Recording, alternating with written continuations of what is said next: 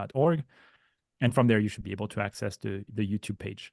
We're very excited to, I'm very excited to be moderating this webinar.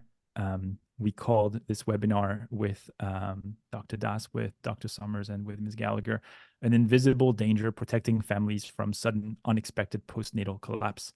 It is a topic that we often do not talk about in the NICU and in neonatology. It is mentioned on the boards. That is true. That is something you do have to know for the boards, but it's not something that we talk a great deal about, and something that can impact families tremendously. We are very lucky today to be joined by a panel of 3 amazing individuals. The first one to join us is Michelle Gallagher. Michelle is originally from Pittsburgh. She's a mother of 2, and she resides in Westlake, Ohio with her husband, Bobby. Her daughter, Ramona, is 3.5 years old, and her son, Rory, is 2. She likes cooking, and she often has to do a lot of cleaning chores around the house. And she does enjoy playing soccer.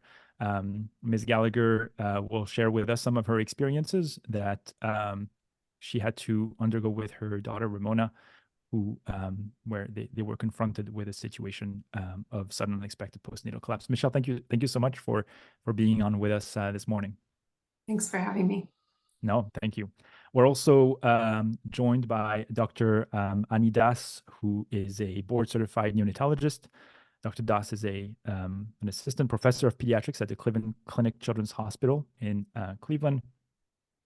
He completed residency twice in India and in the US. He completed a neonatal fellowship at Case Western Reserve University. He has an interest in global health, distant health, and information technology. He leads the monitoring and evaluation subcommittee of international community access to child health of the American Academy of Pediatrics. He is the medical director of the tele-neonatology in his division and leads the EMR committee of the Cleveland Clinic Children's Hospital. He has more than 25 peer-reviewed publications, has ongoing funded research, and serves as editor of international journals. Annie, thank you so much for making the time to be with us this afternoon. Thank you, Ben. I realized I said this morning to Michelle because I'm just still powering through my morning, but it is the afternoon. And lastly, last but not least, Dr. Ross Summers is joining us as well. Dr. Summers is a neonatologist who trained at the prestigious Women and Infant Hospital at Brown University. Dr. Summers is also the founder and CEO of First Day Healthcare, a company that we actually discussed on the Incubator podcast not too long ago on a Tech Tuesday episode. I suggest you go listen to that. And yeah, so thank you, Ross, for joining us and for making this webinar happen.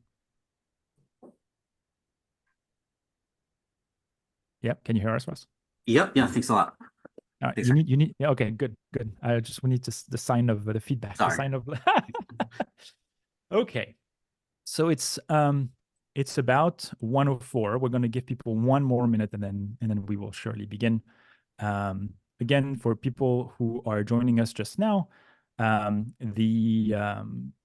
the chat is open. You can leave your questions there. We have muted everybody so we don't run into a situation where a dog is barking while one of our panelists is speaking. But feel free to let us know where you're joining from, and we will unmute everybody during the Q&A session so you can weigh in and ask any questions to the panelists. Okay, so the way we wanted to conduct this webinar was almost in an interview style, and I wanted to give Ms. Gallagher the opportunity to get us started. Michelle, you were confronted with a situation of sudden unexpected postnatal collapse 3.5 years ago after you gave birth to your daughter, Ramona.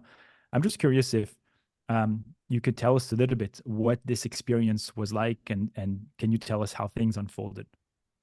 Yeah.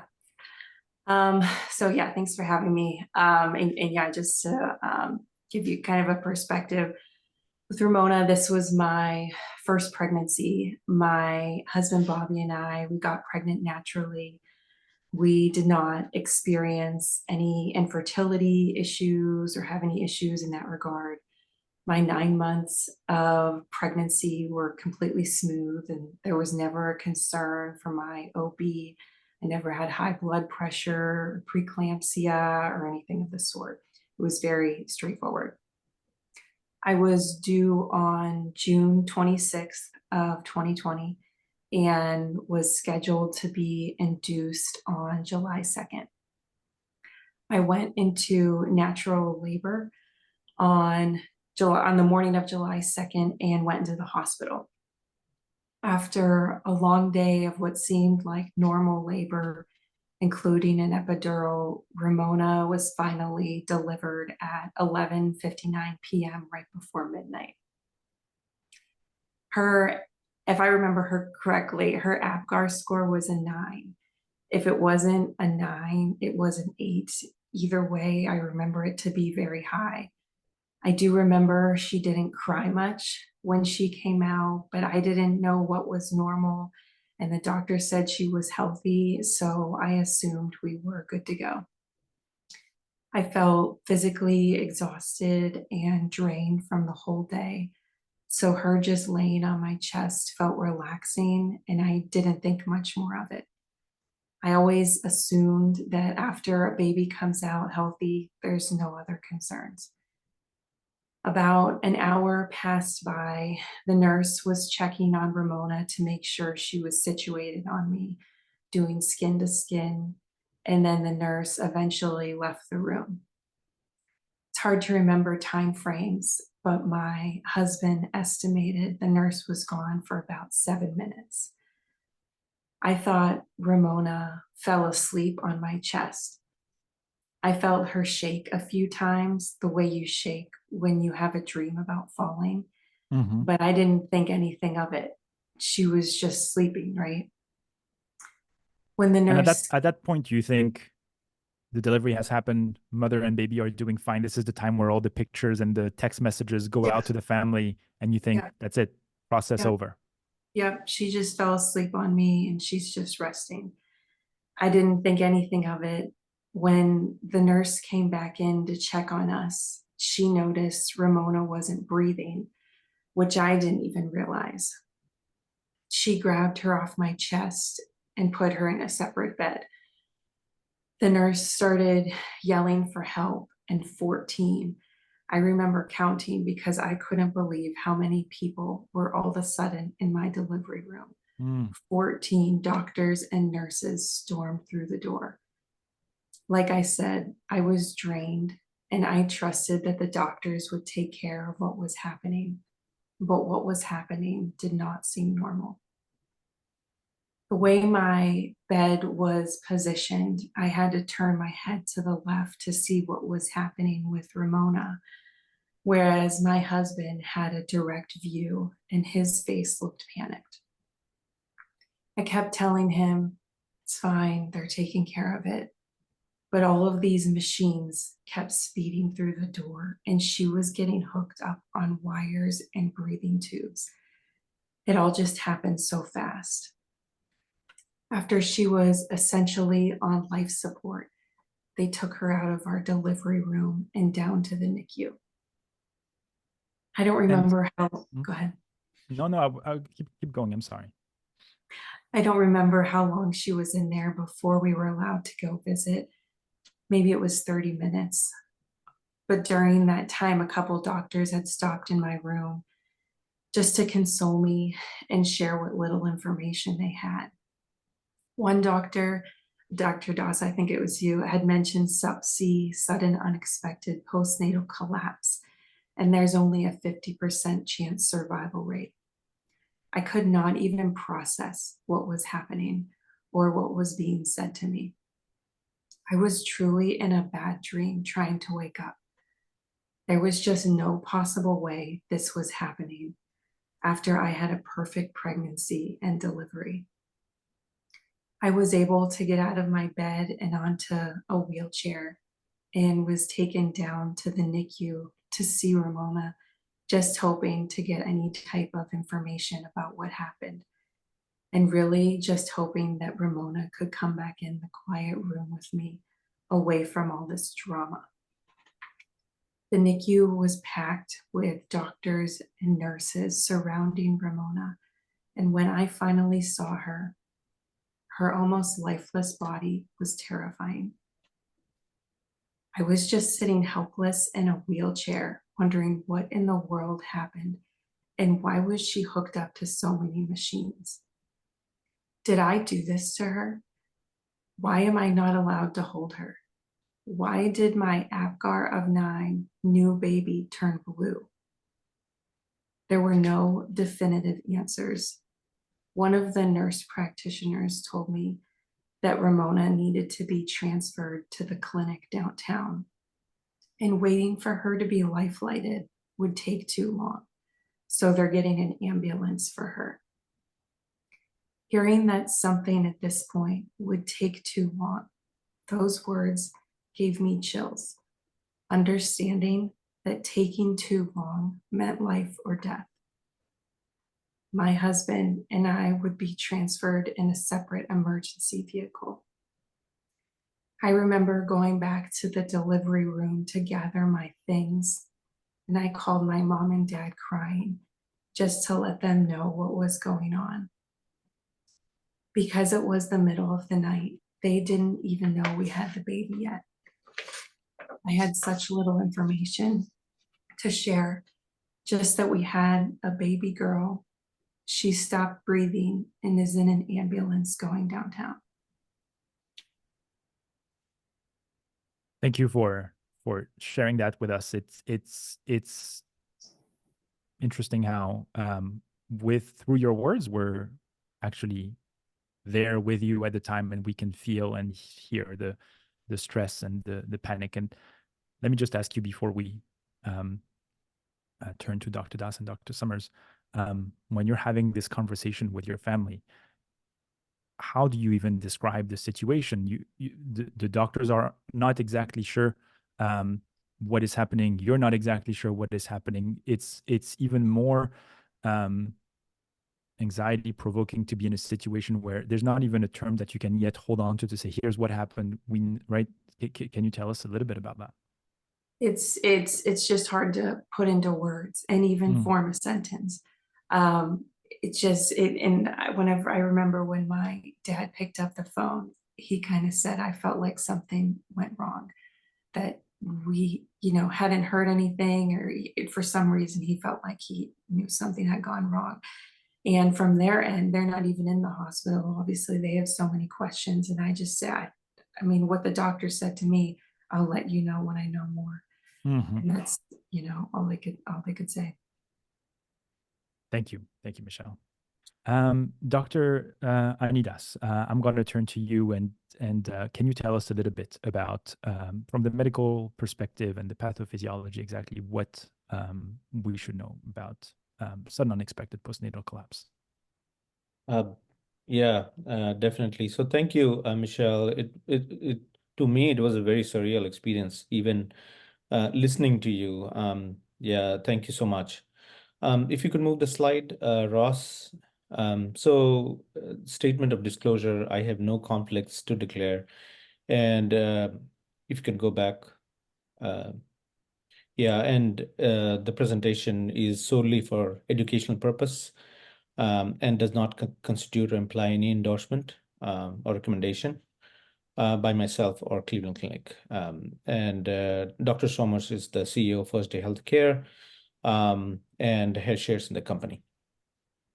So I want to start with saying that we should not really undermine the importance of skin-to-skin care. That is very essential. There is now no doubts in our mind that skin-to-skin care is beneficial. It is recommended by WHO. It is recommended by American Academy of Pediatrics. So, this is the best thing that a mother can provide to her baby, which includes, maintaining temperature, providing warmth. It actually improves breastfeeding success, which we all know. It makes the transition actually physiologically smoother, much smoother, creates bonds between the mom and the baby. And at least in the low middle income countries, it does improve survival rate. Next slide, please. So what is the definition of SUPC? I think, before going into the details, we'll go through the definition. And it's actually babies who are 35 weeks or more who go to the newborn nursery and who have been deemed good enough or well enough to have routine postnatal care. So everything is going well, as Michelle mentioned. Good APGAR score of 8 or more, and everybody is kind of relieved that delivery has happened, everything is good. And then there is unexpected issues. So basically, the baby collapses and is discovered in a state of cardiorespiratory collapse. And this, although most of the events, SUPC, happens early on. So we'll come to that, but about 2/3 of the events happen in the first 24 hours. But the definition includes the first week of life. So that is important to remember, that most of the events actually happen in the hospital when mom and baby are there, but it can happen up to the first week of life. And after the first week, actually, it goes on to be called SIDS or something, in the next 6 months. So it's actually a spectrum of events which are connected and connected to each other, the SUPC and the SIDS. The outcomes, as you can see from the picture below, if the event is caught early enough, then it's called ALTI or BRU. There are so many names to near detrimental events. And if caught early enough, the baby does fine and the outcome is great. But the spectrum of outcomes can include CPR, NICU admission. It can include therapeutic hypothermia, which actually Ramona had to go through. And the worst outcome, which we dread, which is death. Next slide. So SUPC is actually synonymous with asphyxiation, suffocation, strangulation, whatever you call it. And the most common cause is positional occlusion of the newborn's airway. And the baby actually presents exactly like Ramona, which is not breathing, limpness, pallor, bradycardia, cyanotic, collapsed with cardiac or respiratory failure. Next slide. So Ross, you're muted, Ross, I think. So I'm going to talk a little bit about the incidence of SUPC. When looking in the literature, there's a very wide reported incidence rate, somewhere between as low as 0.26 all the way up to 13.3 per 10,000 births. If you were to translate this into the number of babies being affected by SUPC per year, it would be between 91 to as much as 4,655 infants per year, based on 3.5 million births per year. So obviously a very wide range of potential cases, from 90 to 4,500. It's very wide. And the reason for this wide spectrum, I think, is partially due to the lack of central reporting for this condition. I also believe that it's not something that people necessarily want to discuss or advertise or let out there known that this is occurring, because obviously you don't want to scare people from having babies at your hospital. And the likelihood is that SUP is underreported, and especially favorable outcomes. To put in perspective, if you were to look at other conditions that we currently screen for normal newborns, SUPC, as I said, is about 0.3 to 13. And this little figure of the baby represents the potential size, with the smaller one being 0.3 and up to 13.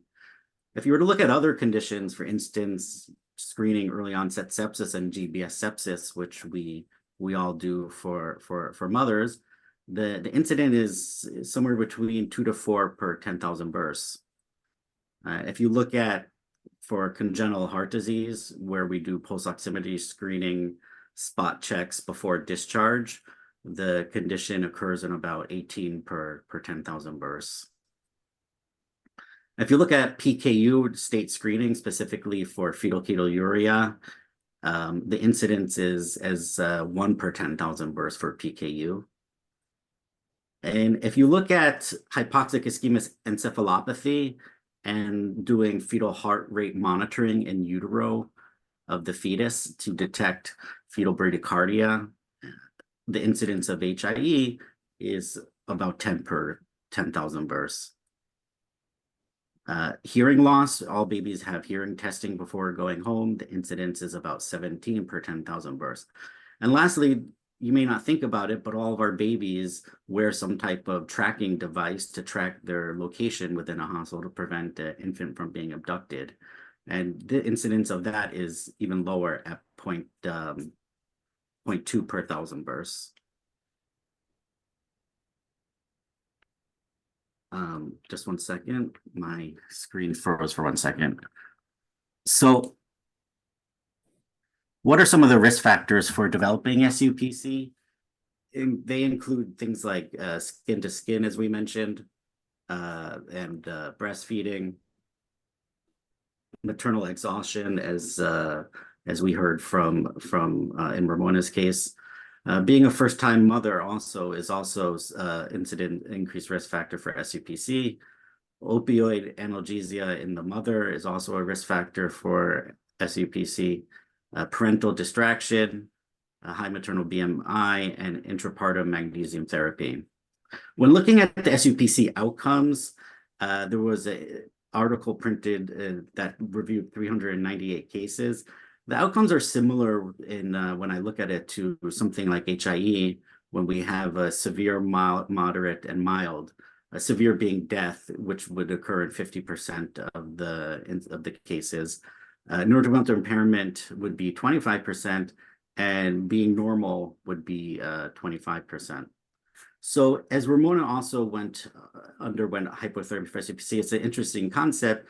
You know, we think about hypothermia in the newborn only being for hypoxic ischemic encephalopathy, but there's increasing reports now of babies being cooled after SUPC. In this review of literature of 53 cases, 20% died, and of the surviving 21, 38 had follow-up. So of these 38 infants who had follow-up for hypothermia for SUPC, 2/3 were normal, which is what Ramona's case is.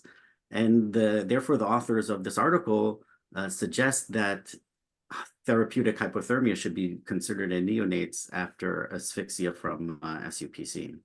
Thank you. So actually, the current recommendations from UK and US actually say that SUPC can be prevented, or at least the incidence can be reduced. And we are going to talk about some of the ways we can do it. We can prevent SUPC using several ways, and one of them is the RAP tool. That is respiratory status, activity, perfusion, and position. So Luddington Ho, they actually recommend using this tool to evaluate babies very frequently while undergoing skin to skin. We should avoid skin-to-skin care when mother is on medication, especially, you know, if you're on magnesium for the entire day, like 24 hours after birth. That would be an important thing to remember. Unobtrusive surveillance at high-risk times is something that we don't think about. For example, when the mother is exhausted after birth, and there's no one else in the room. So the dad has gone out, mom is alone with the baby. Those are the times that you have to be really careful, and baby must be monitored very closely. Discouraging phone use by the mother during skin-to-skin care is also essential and should be educated to the mother. But the current recommendations say that, you know, the education alone for the mother is not enough to prevent SUPC from happening. And we will talk a little bit about that. Next slide, please. So this is an interesting article, a study done from New York. And the deduction, I will just come to the conclusion of it. What they say is they had 5 cases of SUPC in 17 months. And they were a little concerned about that. So what they did was they created a bundle, and which included increased nursing surveillance, like using the assessment tool that I just mentioned, the RAP tool. And they also started doing pulse oximetry. So they introduced a bundle to survey for better surveillance of the babies undergoing skin-to-skin care. And what they found was that the 5 cases that happened out of in the 17 months, out of about 10,000 births, in the next about 24 months, there were no cases out of about 14,000 babies that were born. So what it shows is that SUPC can be prevented by putting in interventions which actually can make a difference. The current recommendations, that's the next slide. Yeah, the current recommendations by the Association of Women's Health Obstetric and Neonatal Nurses, it says that in the first 2 hours after birth, all newborns in skin-to-skin contact or skin-to-skin care and breastfeeding should be continuously monitored by qualified professional personnel, including nurses, nurse practitioner, physician, and lactation consultants. This is a very important statement, which we should all consider.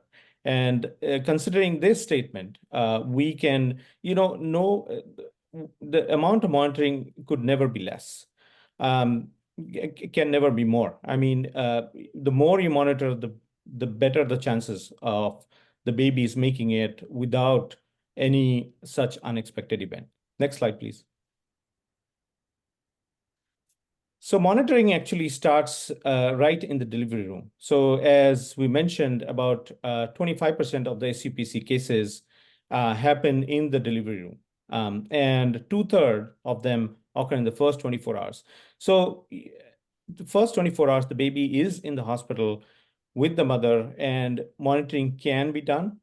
And close monitoring can be done if you want it. So that's the most important time. So it should start right from the delivery room, and that's what we are coming to, and that's what we are proposing, and we are starting a project regarding that. Next slide, please. So what is the reason we want to create a vital sign monitoring program of newborns from birth to discharge? As I mentioned, the first thing is that we can put in interventions to prevent SUPC. And as Ross mentioned, it's not very uncommon, actually. If you compare it to GBS, sepsis, or something like that, it's pretty not uncommon. It's not common, but it's not uncommon.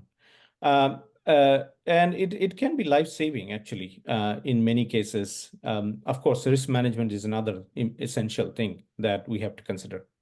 Next slide, please. So our upcoming quality improvement project is called PRUMOS. It's a perinatal remote uninterrupted monitoring of oxygen saturation in newborns to promote skin-to-skin care. And what we are trying to do is to monitor babies better. It's not a rocket science or a big new thing that we are doing. We are just trying to make sure that all babies can undergo skin-to-skin care, which is essential for them, in a very safe way. So we are going to introduce wireless pulse oximetry and temperature monitoring of all those babies in the delivery room for the first 3 hours or so.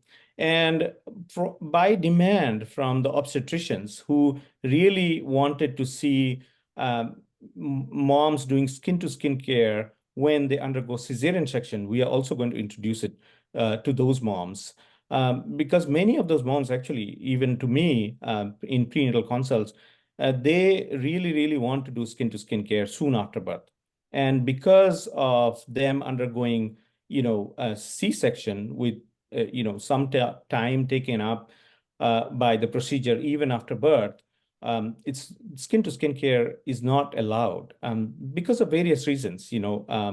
It's not logistically possible. There is surgery going on the mom, but we plan to, put those babies on the mom while they are repairing after the C-section, and give them the advantage, give the babies the advantage of skin-to-skin care.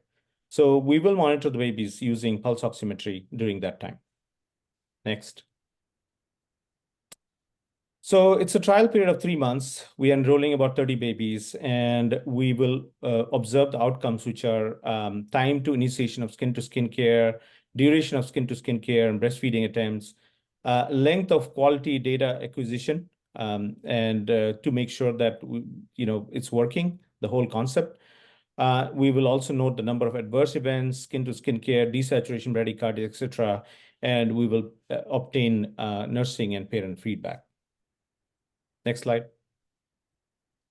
The future planned projects, we haven't really put pen to paper yet, but we plan to monitor babies remotely, all the babies that are in the hospital throughout their stay. That means in the first 2 to 3 days of life. And we believe that doing so might catch, other than SUPC, many other things that happen, falls, seizures, and stuff like that, which the spectrum of which actually can include SUPC too. So catching the events in the babies as soon as possible is our idea. And moving forward, we are planning to do that. Ross? You need to unmute yourself, Ross.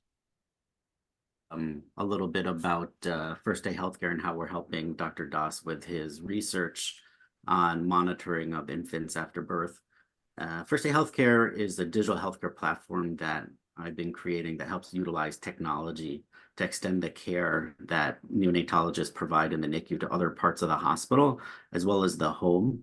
Our goal is to decrease unnecessary NICU admissions, to enable earlier discharge and prevent hospital readmissions, as well as to prevent unnecessary parental and newborn separation to receive care in the NICU. Next slide. So a part of our component of our platform is the wireless remote patient monitoring. We utilize best-in-class third-party wireless vital sensors for real-time data acquisition into our digital tablet gateway app. We utilize 3 sensors for pulse oximetry is one of them. Another is for a single lead ECG patch device. And the third is for a standalone temperature axillary probe sensor. Next slide. So for saturation, we're using a device made by the company Alisa. It's FDA approved with indications for use in the hospital or home and for infants of any size and age.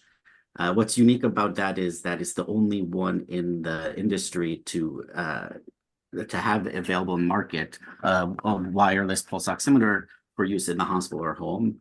It provides continuous saturation pulse rate data. It weighs only 18 grams and has a USB-C rechargeable port. And it has 2 types of sensors that we use, both a single-use cloth type of sensor and a reusable probe with adhesive. Next slide. So for ECG, we use a patch device made by a company called VivaLink. It's a single lead ECG patch for continuous heart rate, respiratory rate, and skin temperature. It has a 3-day battery life. And at 7 grams, it's the smallest ECG patch device available. Unfortunately, there are no neonatal specific patch devices, but it is the industry's smallest one.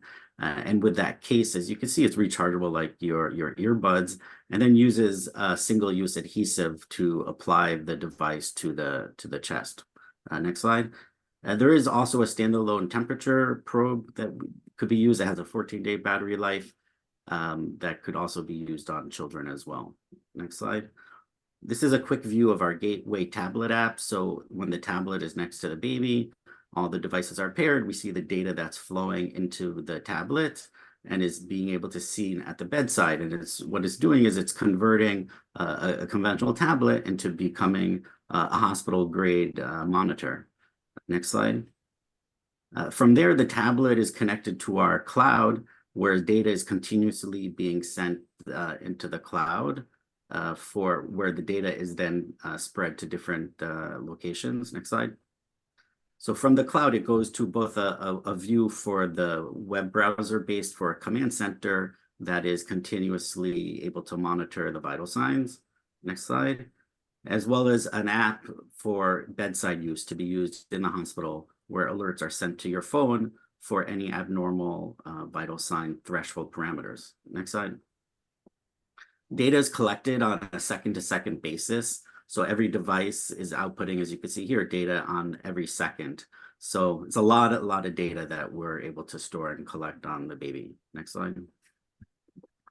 So this is just a brief view of the data that you would see in the back end of, for instance, heart rate viewed over time on a baby. Next slide. And this is how alerts work, where you're able to set specific alerts for things like the sample rate. You could set specific tones, and you could set the thresholds, and alerts are then sent to the 3 viewing parameters: the tablet, the bedside, the app for in-hospital use, as well as the back-end dashboard for our command center. Next slide.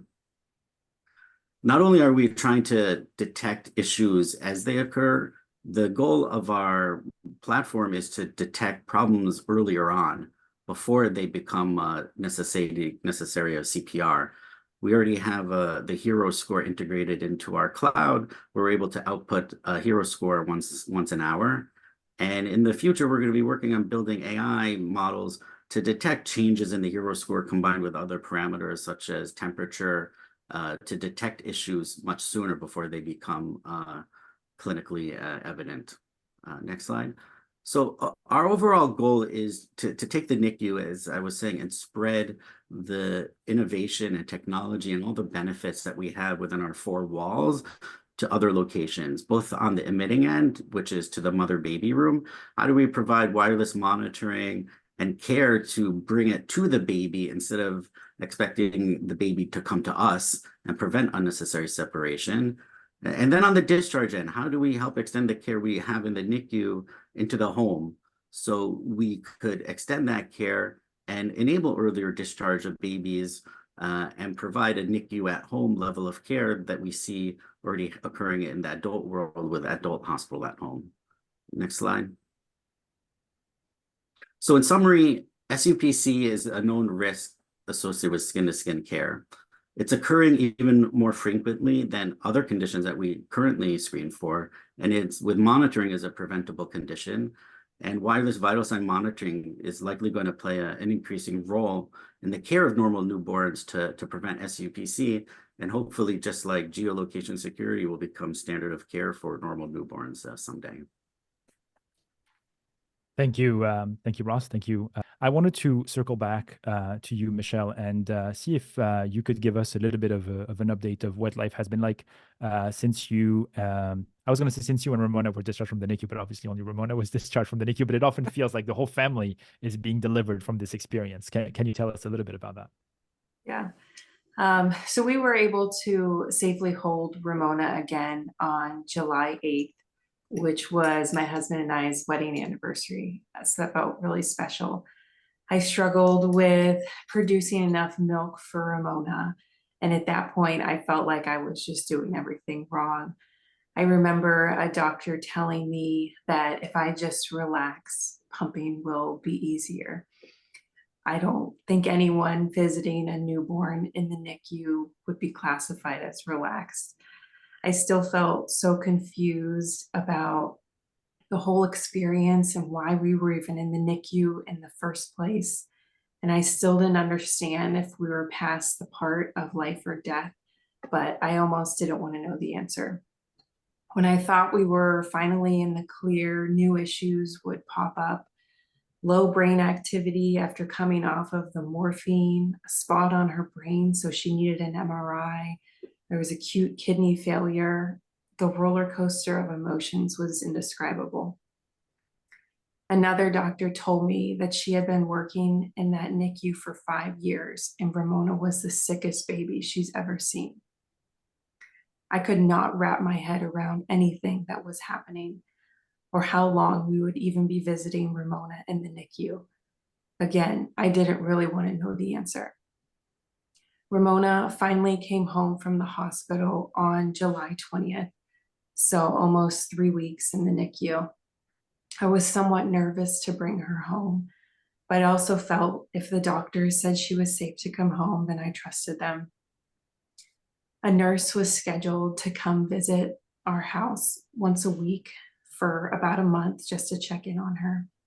In addition, she also had follow-up visits with speech pathologists, physical therapists, neurologists, cardiologists, genetics testing, and her normal pediatrician checkups. All of her checkups were smooth, and she passed every test with flying colors. All the doctors were so happy with her progress, but also somewhat amazed at her turnaround. Their amazement made me feel so proud of Ramona, but also mind blown that I felt like I just witnessed a miracle. While Ramona was healthy and passing all of her milestones, I really struggled mentally with postpartum trauma. Because everything with Ramona blew up on July 3rd, on the third day of each month for what seemed like that whole year, I really struggled thinking about that nightmare being the worst day of my life. I just couldn't get past how serious of a situation we were in or how we got out of it alive.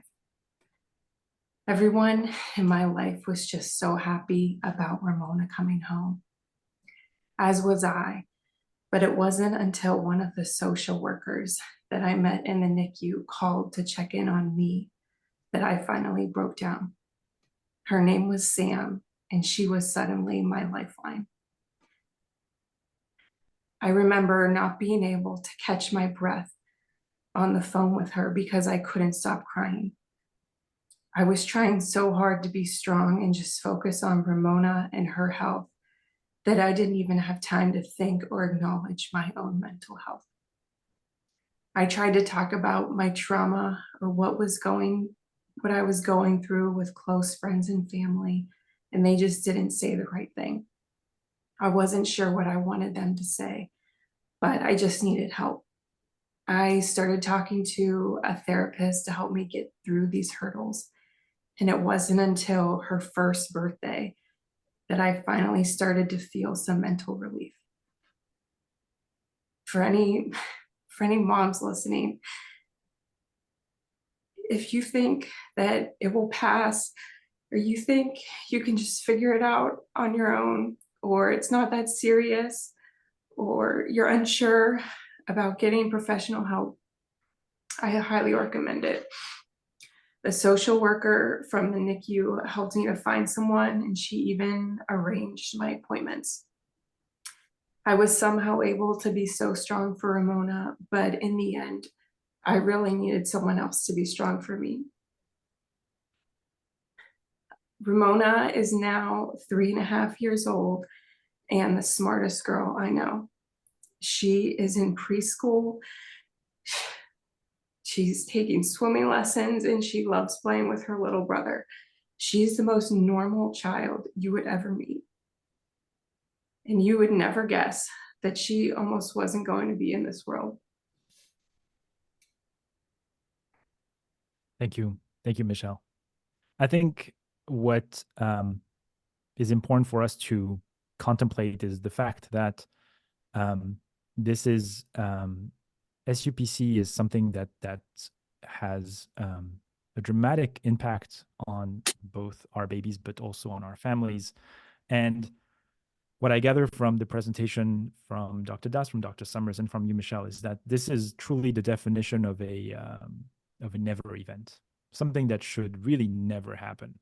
And I found it interesting that the data that was presented today shows some very tricky numbers, because on the one hand, we know that from the literature review, the incidence ranges from, I think Dr. Summers says, from like 0.3 to 13 per 10,000 births.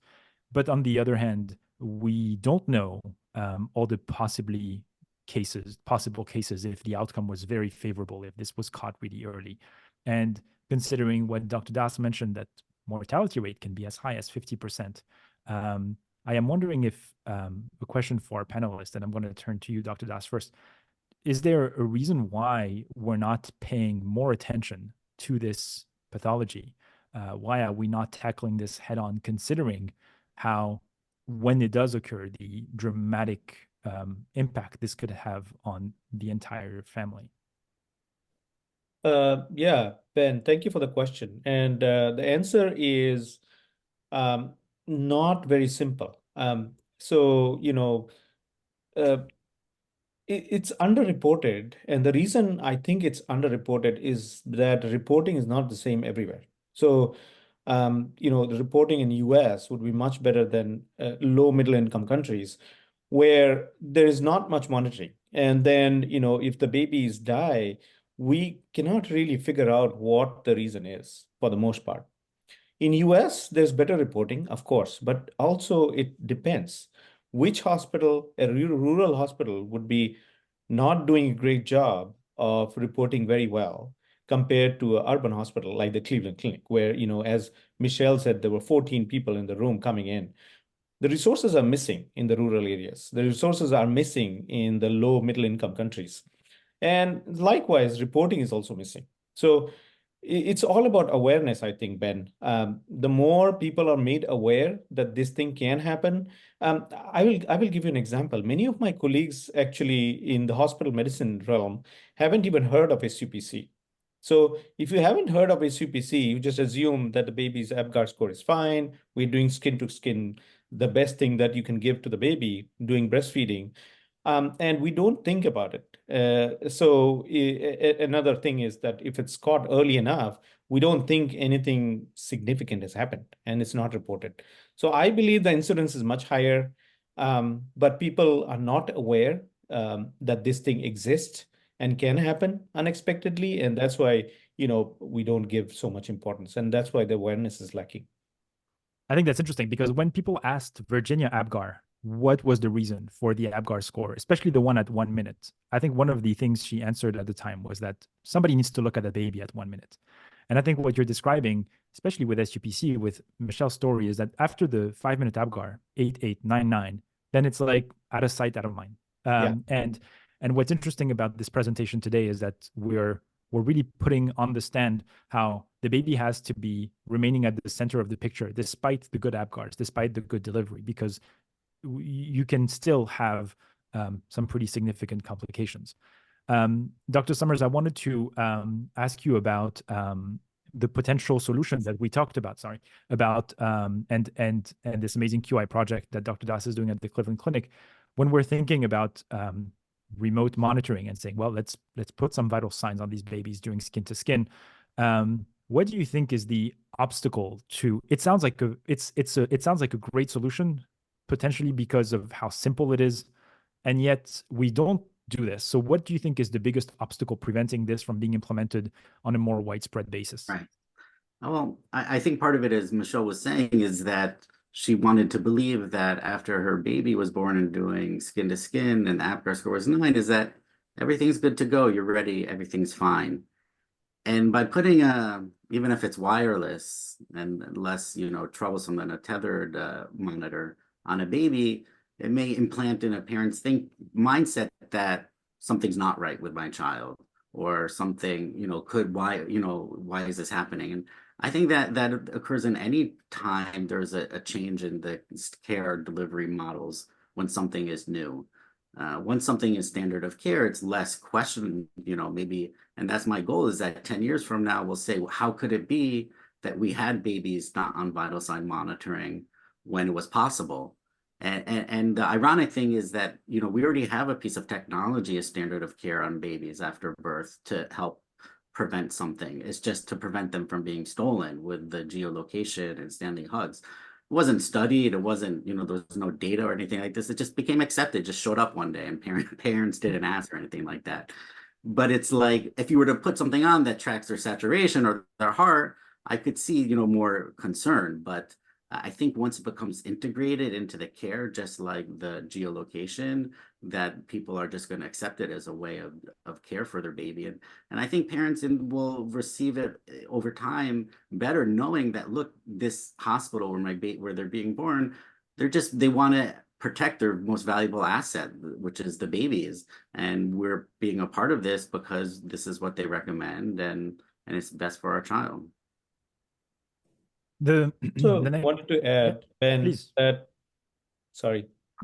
I also wanted to add with Ross that there's a false sense of assurance or reassurance in the parents and the provider because of the unawareness of this condition. And that is also a barrier. I mean, improving awareness and the possibility that this can happen will lead to intervention.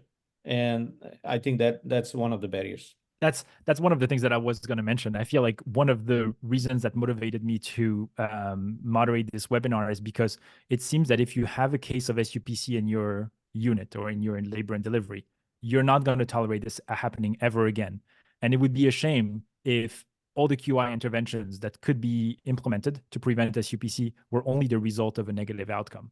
And bringing this to the forefront, I think, is the key. So Betsy Pilon, who is with us in the audience and who is the founder of Hope for HIE, mentioned that they will be highlighting as well as SUPC during HIE Awareness Month in April. So that's, I think, just keeping the discussion going about this awful pathology is what's going to make people realize we should never, like, we can prevent such a dramatic event.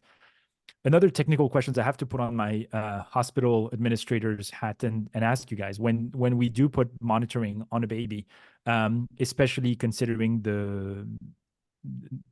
the opportunity to do this wirelessly, who do you think has the responsibility of looking at these tracings? Do you think that this is something that falls on the NICU? Do you think this falls on the pediatric nursery team, or the labor and delivery team? How do you guys deal with this currently? Well, considering it's not standard of care yet, what I envision in the future is, just as you're monitoring patients in the hospital, you could be monitoring patients in the home. And to a similar model, what's occurring in the adult world which is command center based care that is monitoring and managing patients both within their hospital four walls and also in the home. And as well as to detect issues, as I mentioned, with AI before they become clinically evident is the main goal. So it's not something that I think I want to, have burden on bedside nurses because they're already obviously working very hard. But what I envision it as something that is outsourced to a dedicated team who is providing this, which is already occurring in the adult world. Dr. Das, any thoughts? Yeah, I mean, right now I'll tell you what happens is that the baby is born, looks great, brought to the warmer, we clean up the baby, everybody's happy, and then we put the baby on the mom for skin-to-skin care. Now, it's not physically possible. Like, it's the same as the ventilator oxygen adjustment, as you know, that you cannot adjust the oxygen FiO2 to keep the SAS between 90 and 95 all the time. It's not humanly possible. So the nurses are doing their best, but even in the best case scenario, you have periods where the baby is not monitored. For example, if the baby is in the newborn nursery with the mom, they do vitals monitoring every 4 hours. That's standard, every 2 hours or 4 hours. But there is a period of time in between where the baby is not monitored. And that is what we plan to cover. So supplementing whatever is done right now with technology will probably catch cases much earlier and prevent this condition. Thank you. My last question is for you, Michelle. You mentioned how difficult this was in the NICU, after the NICU, and I wanted to reiterate the story you mentioned where you brought up Sam, this social worker that you were able to really find a stranger that turned into a support person, into a friend.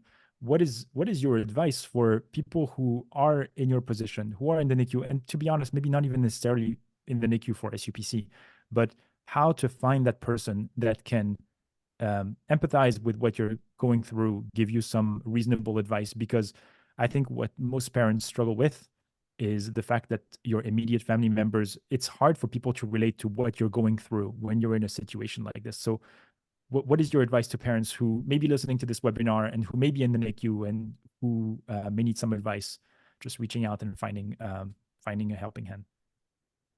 I will say, I feel like the Cleveland Clinic NICU, I feel like had so many resources in that regard. Every day we were there visiting, I feel like there was a new person I was meeting. There was a new, I'm this type of how, I specialize in this, or, there's so many resources there where I felt were so useful. But I feel like the biggest thing was for me just being open to help And I feel like so many times in your life, you just think, I'm just going to go along life. I never foresee myself needing therapy. I'm going to be able to figure out everything on my own. But until you get to that scenario where you're just helpless, you need to break down your walls and just say, I need someone to help me. And if someone is reaching out to you, you need to accept their help. I just remember when she called me, and I don't know if she had prepped it obviously beforehand that, oh, in case Michelle accepts this, I'll have this ready. But she had a place that she had already contacted. Michelle, they can see you on Tuesday if you need it. You just tell me what you're comfortable with. And just being open to help when you just feel like you have no other choice. You can't go on without resolve the turmoil inside of you. Yeah. It's interesting how these experiences make you very vulnerable, and yet we still have to go one step beyond to make ourselves even more vulnerable to accept other people to come into your life and try to help you and hold you by the hand when you're going through this very traumatic experience. We are coming close to the end. I wanted to give you, Michelle, Annie, and Ross, any parting words before we wrap up, because we want to be mindful of people's time. We have about 2 minutes left. So anything you want to share for the audience that is here?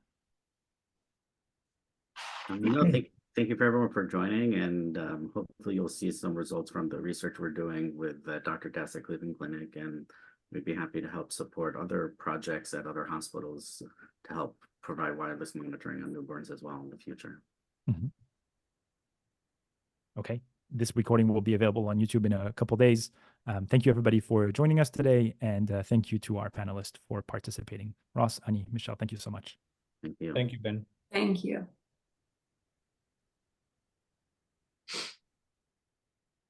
Thank you so much, Michelle, for joining. Thank you for having me. Yes, we'll be in touch later. I feel like I've needed to share this, and it's just been inside of me for years. And I feel really honored to have been a part of this, and hopefully it touched some people.